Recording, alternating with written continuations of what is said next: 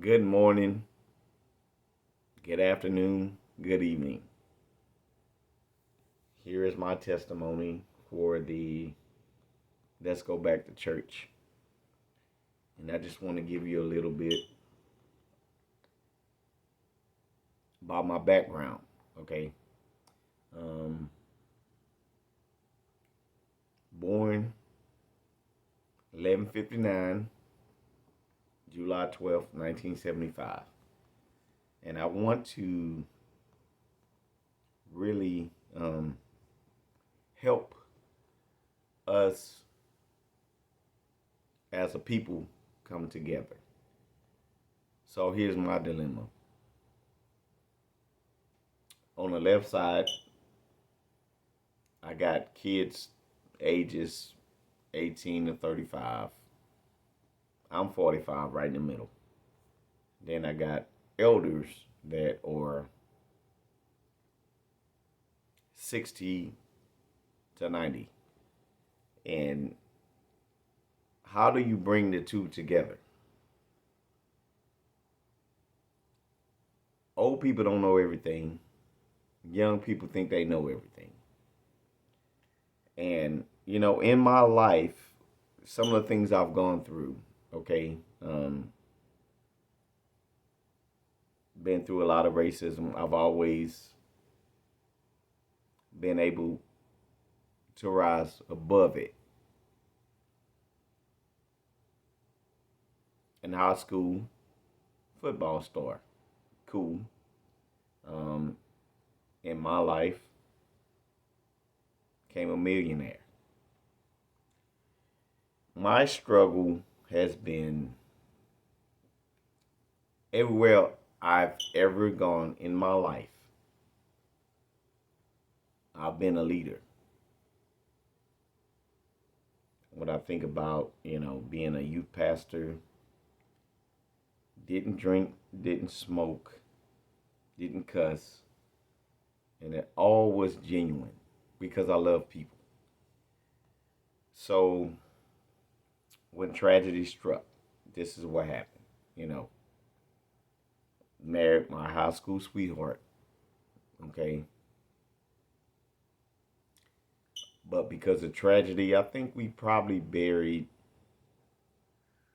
like 18 people in 10 years. So if you do the average, that's one person every 6 months. And I remember taking the young adults to Arizona. My mother-in-law had a stroke in my home. So I called myself, hey, give my wife a new memory. Positive. The day we got back, as soon as we pulled in the driveway, we got news her grandmother died.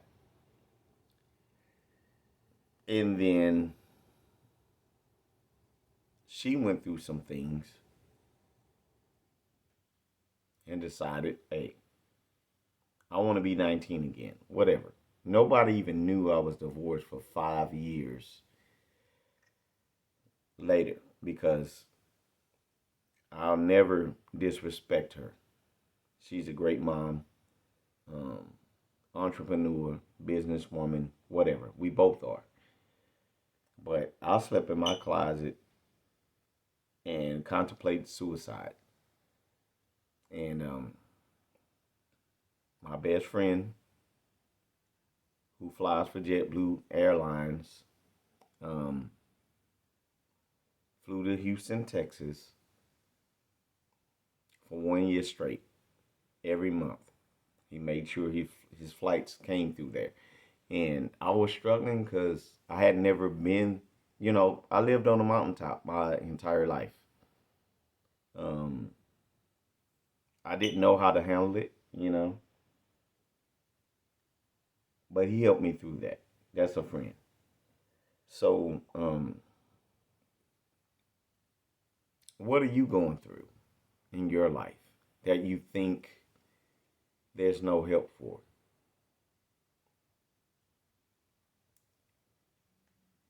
I went through alcoholism. I'll tell you a story, two stories. One, I shared a meal with a guy. untouched meal. Gave him half of my meal, and later on we became friends. And he told me, "Hey, I was going home to commit suicide, but because you shared your meal with me, I realized there was good people in the world." So he didn't do it. Now he's married, happily married, 2 kids or whatever. On the other side of that story, I had a friend used to come to. I owned a bar. He's come to my bar, and this particular day he bought me a carton of cigarettes. He bought the bartender some boots, and then went home and blew his brains out. And later, his wife came to the bar, and we ended up doing a Bible study. She got saved, thank God. But it's a lot that goes on in our everyday life that we don't discuss. So, as an encouragement to you, just know there's people that love you. You're not alone. There's no sin that's uncommon to man. We all go through something. So that's what we hear. Let's go back to church, meaning let's come together regardless of race, color, creed, or whatever.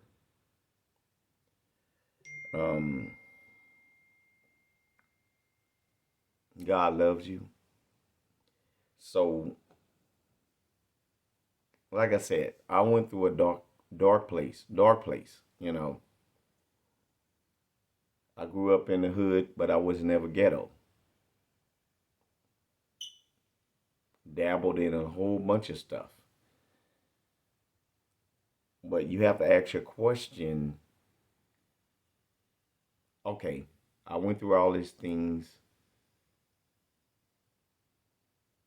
How did I come out of it?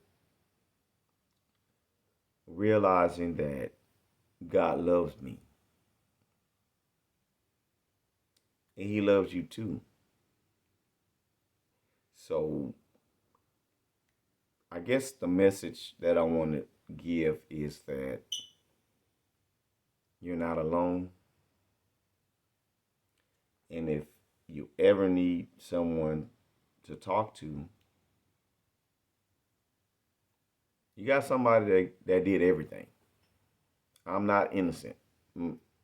I can put my glasses on and look innocent, but I'm the chief sinner, like Paul said. It's nothing you did, I didn't do. I just learned how to cope with it. I have a good circle, people that love me.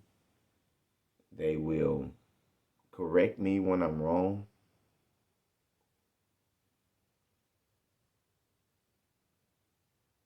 It's like, friends would tell you, like, "Hey, dog, you stink. Here's a towel. Here's some soap. Go take a shower. Here's some fresh clothes." People that are not friends, when you leave, they'll say you stink.